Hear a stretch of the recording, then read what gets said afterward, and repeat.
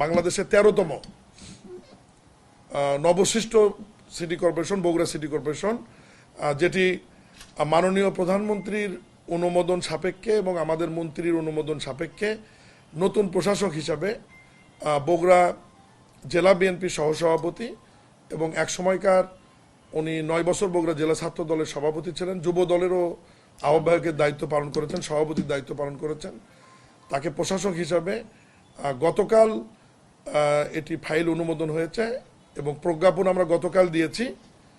আজকে উনি আনুষ্ঠানিকভাবে মাননীয় মন্ত্রীর কাছে যোগদানপত্র জমা দিয়ে যোগদান করেছেন, জনাব এমআর ইসলাম স্বাধীন। তাকে আমরা স্বাগত জানাই। আর আমি বগুড়া সিটি কর্পোরেশনের ব্যাপারে আমি এইটুকু বলবো, গত 20 এপ্রিল মাননীয় প্রধানমন্ত্রী হওয়ার পর বগুড়া সন্তান হিসাবে বগুড়া সফরে যাওয়ার পর উনি বগুড়া পৌর ভবনে নবসৃষ্ট সিটি কর্পোরেশনের ফলক উনি উদ্বোধন করেন, ফলক উন্মোচন করেন। সেটি প্রিনিকারে অ্যাপ্রুভাল হওয়ার পরে, এরপরে উনি ফিরে আসার পরে আজ থেকে 10 দিন আগে বগুড়া সিটি কর্পোরেশনটি নিকারে অনুমোদন হয়েছে, যে নিকারে আরও 5টি নতুন উপজেলা, একটি পৌরসভা এবং একটি পৌরসভা নতুন এবং একটি পৌরসভা বর্ধিত হয়েছে। এবং নিকারে অনুমোদন হওয়ার পর নিয়ম অনুযায়ী এটা সরকারের গেজেটভুক্ত হয়েছে এবং বগুড়া পৌরসভাটি 21টি ওয়ার্ড নিয়ে গঠিত, জনসংখ্যা প্রায় 4 লক্ষর কাছাকাছি এবং আয়তনের দিক থেকে এটি রাজশাহী, খুলনা, সিলেটের চাইতে দ্বিগুণ। বগুড়া সিটি কর্পোরেশনের দাবিটি দীর্ঘদিনের ছিল, 20 বছর এটি বগুড়ার একটি রাজনৈতিক দলের প্রধানের বাড়ি হবার কারণে এটি হয়নি।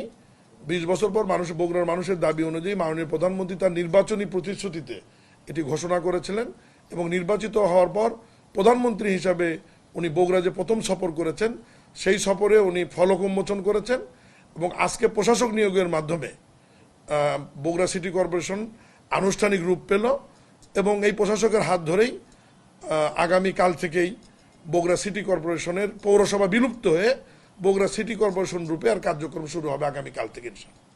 নিজের ও পরিবারের নিরাপত্তায় সব সময়ই থাকুন আপোষহীন। নিরাপত্তায় আপোষ নয় আর। ঘরে রাখুন আরএফএল ল্যাডার। 13তম সিটি কর্পোরেশন। বগুড়ার উন্নয়নটা একটা আছে, যেহেতু এটা প্রধানমন্ত্রী এলাকা, সেক্ষেত্রে বগুড়ার উন্নয়নে কি প্রভাব ফেলবে এটা নাম্বার 1 সিটি কর্পোরেশন হিসাবে আসায়। আর আপনার কাছে একটু ভিন্ন প্রশ্ন হলো সিটি কর্পোরেশন নির্বাচন নিয়ে আপনার এর আগেও বলেছেন, আবার আজকে একটু জিজ্ঞেস করি আপনাদের কি পরিকল্পনা। স্বাভাবিক কারণে পৌরসভা থেকে একটি শহর যখন সিটি কর্পোরেশনে রূপান্তরিত হয় সেখানে নাগরিক সেবা অবশ্যই বৃদ্ধি পাবে, সেখানে বরাদ্দ বেশি পাবে এবং সেই সিটি কর্পোরেশনের নিজস্ব ডিপিপি প্রণয়নের ক্ষমতা থাকে, আলাদা প্রকল্প নেওয়ার ক্ষমতা থাকে, রাস্তাঘাট, ব্রিজ, কালভার্ট ডেভেলপ, এছাড়াও ওভারপাস, উড়াল সেতু, ফ্লাইওভার, এ ধরনের বিভিন্ন প্রকল্প গ্রহণের এখতিয়ার তখন সিটি কর্পোরেশনের আইনে দেওয়া আছে। ফলে বগুড়া সিটি কর্পোরেশনটি অনেক বৃহৎ একটি সিটি কর্পোরেশন, 21টি ওয়ার্ড নিয়ে গঠিত, যেটি খুলনা, রাজশাহী, সিলেটের চাইতেও দ্বিগুণ হিসাবে তার আয়তনের দিক থেকে এবং জনসংখ্যার দিক থেকেও অনেক বেশি। প্রায় 2 লক্ষ ভোটার, 4 লক্ষ জনগণ বগুড়া সিটি কর্পোরেশনে বসবাস করে। আর সিটি কর্পোরেশনের পরে এখানে আমরা যেটা নতুন উদ্যোগ নিয়েছি, বগুড়ার পানি সরবরাহ নিশ্চিত করবার জন্য এটি ওয়াসাতে রূপান্তরিত করবার জন্য ইতিমধ্যে আমরা প্রক্রিয়া শুরু করেছি। বগুড়া সিটি কর্পোরেশন এলাকা একটা ওয়াসা হবে এবং রাজুকের আদলে, চট্টগ্রাম উন্নয়ন কর্তৃপক্ষের আদলে বগুড়াও একটি আমরা বগুড়া উন্নয়ন কর্তৃপক্ষের প্রস্তাবনা, ডিও লেটার বা মাননীয় প্রধানমন্ত্রীর অভিপ্রায় অনুযায়ী গণপূর্ত মন্ত্রণালয়ে আমরা জানিয়েছি বগুড়া সিটি কর্পোরেশন এলাকাকে আমরা বগুড়া উন্নয়ন কর্তৃপক্ষের আওতায় নিয়ে আসছি, যেটা সংক্ষেপে নাম হবে বগুড়া উন্নয়ন কর্তৃপক্ষ।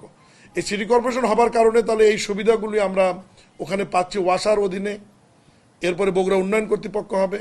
সিটি কর্পোরেশন তো নিজস্ব তার আইন কাঠামোর মধ্যে থেকে ব্যাপক উন্নয়ন করতে পারবে এবং চতুর্থত, যেহেতু বগুড়া বিভাগীয় শহর না, এখানে বগুড়ার মানুষের একটি দাবি রয়েছে, সেটি হচ্ছে যে বগুড়া শহরটা, সিটি কর্পোরেশন এলাকাটা যেহেতু আগে থেকেই এখানে 5টি থানা দ্বারা বিভক্ত, এটি ভবিষ্যতে একটি মেট্রোপলিটন পুলিশের সিটি হওয়ার একটি সম্ভাবনা রয়েছে।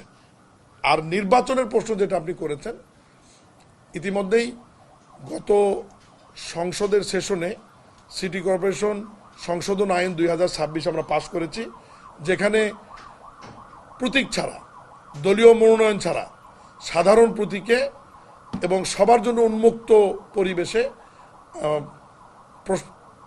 পৌরসভার মেয়র সিটি কর্পোরেশনের মেয়র এবং কাউন্সিলরদের ভোট অনুষ্ঠিত হবে এবং অন্য 12টি সিটি কর্পোরেশনের তফসিল যখন ঘোষণা হবে তার সঙ্গে বগুড়া সিটি কর্পোরেশনের তফসিল হবে এবং একই সঙ্গে নির্বাচন হবে। জি, ইতিমধ্যেই নতুন সিটি কর্পোরেশনের সাথে সাথেই আমরা কাজ শুরু করবার জন্য এই অর্থ বছরের শেষ সময়েও আমরা যাতে সিটি কর্পোরেশন তার কাজের গতি বাড়ায় দিতে পারে, নাগরিক সেবা নিশ্চিত করতে পারে, এই জন্যে আমরা প্রায় 30 থেকে 35 কোটি টাকা এই অর্থ বছরে আমরা বরাদ্দ কাল পরশুর মধ্যেই বগুড়া সিটি কর্পোরেশনে আমরা দিয়ে দেবো ইনশাল্লাহ।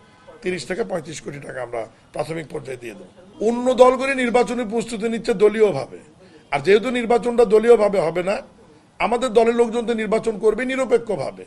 তা আমাদের তো বিএনপি বৃহৎ একটি রাজনৈতিক দল, আমরা যে কোনো সময় আন্দোলনের প্রস্তুতি থাকে, আমাদের নির্বাচনের প্রস্তুতি থাকে, ভোটের প্রস্তুতি থাকে, আমাদের জন্য নতুন করে প্রস্তুতি নেওয়ার কিছু নাই। আমাদের সাংগঠনিক কাঠামো এত বিস্তৃত এবং আমাদের নেতা কর্মীরা এত রেডি থাকে সব সময়, যে কোনো সময় যে কোনো নির্বাচনের জন্য বিএনপি প্রস্তুত আছে। আমাদের জন্য অন্য ছোট ছোট রাজনৈতিক দলের মতো আমাদের এত প্রস্তুতি গ্রহণ করার কিছু নাই। আর দ্বিতীয়ত, ইতিমধ্যেই আমাদের তথ্য মন্ত্রণালয়ের মুখপাত্র ডাক্তার জাহিদুর রহমান এবং আমার মন্ত্রণালয়ের মাননীয় মন্ত্রী মির্জা ফখরুল ইসলাম আলমগীর স্যার, তারা তো বলেছে যে আগামী 1 বছরের মধ্যে 5টি স্থানীয় সরকারের নির্বাচনই আমরা করে ফেলব। তো ওই সময়ের মধ্যে হয়তো আগে পরে যেভাবেই হোক এই 13টি সিটি কর্পোরেশন নির্বাচন হবে ইনশাল্লাহ। নির্বাচন আসলে বর্ষা মৌসুমের পরেই শুরু করার সম্ভাবনাটা বেশি, আমি এটা ব্যক্তিগতভাবে মনে করি। কারণ বাংলাদেশের নির্বাচনগুলো সাধারণত উৎসবমুখর হয়, আর স্থানীয় সরকারের নির্বাচনগুলো আরও বেশি উৎসবমুখর হয়। আর আরেকটা জিনিস আপনাদেরকে বুঝতে হবে যে এই সমস্ত নির্বাচন করতে গেলে অনেক ব্যয়ের ব্যাপার আছে, অর্থ খরচের ব্যাপার আছে। আগামী বাজেটে যেটি এই যে জুনে যে বাজেট 27-28 অর্থ বছরের যে বাজেট যেটি জুনে পার্লামেন্টে আসবে এবং যে বাজেটটি অনুমোদন বা পাস হবে, ওই বাজেটে তো এই 5টি নির্বাচনের জন্য আমাদের টাকা রাখতে হবে। ইউনিয়ন পরিষদ, পৌরসভা, উপজেলা, জেলা পরিষদ এবং সিটি কর্পোরেশন। বাজেট ইতিমধ্যেই নির্বাচন কমিশনকে আমরা চিঠি দিয়েছি যে এই সমস্ত নির্বাচনে তাদের ব্যয় কত হবে। তারা সেই অনুযায়ী নির্বাচন কমিশনের যে বাজেটের ফরম্যাট, সেই ফরম্যাটে তারা এই 5টি স্থানীয় সরকারের নির্বাচনের জন্য তারা বাজেট প্রস্তাব করবেন এবং বাজেট অনুমোদন হলে আগামী সেপ্টেম্বর অক্টোবর থেকে আমার ধারণা, যেহেতু আমাদের মন্ত্রী মহোদয় এবং মাননীয় প্রধানমন্ত্রীর ইচ্ছা অনুযায়ী উনি যেহেতু বলেছেন যে 1 বছরের মধ্যে নির্বাচনগুলো শুরু হবে, তো বর্ষা মৌসুমের পরে শুষ্ক মৌসুমে পর্যায়ক্রমে ধাপে ধাপে 1 বছরের মধ্যে আমরা 5টি নির্বাচনে শেষ করব। সেপ্টেম্বর অক্টোবর এইরকম সময় থেকে হয়তো বাজেটের একটা ব্যাপার থেকে যায়, তো এটা এখনো ওই রকম সিদ্ধান্ত হয়নি। আমরা বাজেটটা দেখবো যে কোন নির্বাচনে কত টাকা লাগবে। ইউনিয়ন পরিষদের টাকা তো সবচেয়ে বেশি লাগবে, কারণ এটা হচ্ছে লার্জ স্কেলের নির্বাচন, সবচেয়ে বড় নির্বাচন। এখানে ব্যয়টা অনেক বেশি হবে, স্বাভাবিক কারণে আমার ধারণা 500-600 কোটি টাকা লাগবে কমপক্ষে। এরপরে বৃহৎ আকার আছে আপনার হচ্ছে উপজেলা, কারণ উপজেলা এখন 500। এরপরে পৌরসভা আছে 330টি, এরপরে পৌরসভা, জেলা পরিষদ মাত্র 64, সিটি কর্পোরেশন তো মাত্র 13টি। তো স্বাভাবিক কারণে এগুলিতে বাজেট তো কম লাগবে। তো বাজেট যেখানে বেশি লাগবে সেখানে অর্থ সংশ্লিষ্টতা কতটুকু আছে বছরের শুরুর দিকে, এটা বিবেচনা করে আসলে নির্বাচন কমিশন এবং স্থানীয় সরকার মন্ত্রণালয় আমরা যৌথভাবে অর্থ বিভাগের সাথে বসে টাকার সংশ্লিষ্টতা বিবেচনা করে, এবং নির্বাচন কমিশনের তো একটা প্রস্তুতির ব্যাপার আছে যে তারা কোন নির্বাচনটি দিয়ে আগে করতে পারবে। কারণ ইউনিয়ন পরিষদের নির্বাচনে তো এটা অনেক ব্যালট পেপার ছাপাইতে হবে, আমাদের তো প্রায় 4500 ইউনিয়ন পরিষদ। তো এখানে তো একটা তাদেরও প্রস্তুতি আছে। সব মিলিয়ে এটা আসলে আমরা বাজেট অনুমোদন হওয়ার পর অর্থ বছর শুরু হলে এরপরে আমরা নির্বাচন কমিশন, স্থানীয় সরকার মন্ত্রণালয় এবং অর্থ বিভাগ আমরা আলোচনা করে ঠিক করব যে কোনটা দিয়ে আগে শুরু হবে। বলেন আপনি তো কর্পোরেশনের প্রশাসক নিযুক্ত হয় আমার প্রিয় নেতা প্রধানমন্ত্রী মহোদয়কে কৃতজ্ঞতার সহিত ধন্যবাদ জানাচ্ছি। সেই সঙ্গে